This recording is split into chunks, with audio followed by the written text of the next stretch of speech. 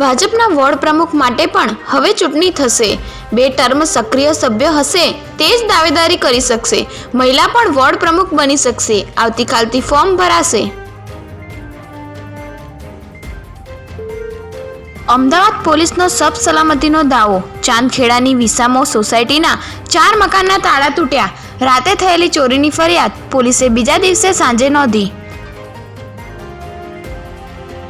અંતે ભેજા બાદ શખ્સ ઝડપાયો। સ્પર્ધાત્મક પરીક્ષા માટે ઓનલાઈન શિક્ષણ આપતી 8 સંસ્થાના 4000 રેકોર્ડેડ વિડીયો એક્સટ્રેક્ટ કરી વેચતો હતો।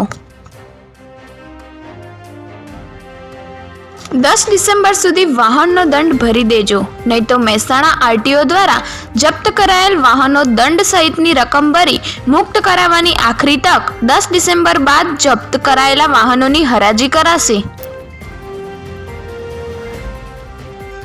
ઉત્તરસંડામાં બાયોમેડિકલ વેસ્ટ યુનિટનો મામલો। સરપંચ અને યુનિટ સંચાલક આમને સામને। સરપંચે કહ્યું, ગેરકાયદે યુનિટ ચાલે છે, કંઈ ગેરકાયદેસર નથી। જીપીસીબીના ક્લિયરન્સ સાથે યુનિટ ચાલે છે।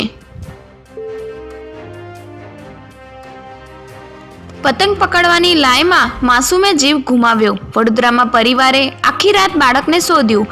18 કલાક બાદ તળાવના કાદવમાંથી મૃતદેહ મળ્યો।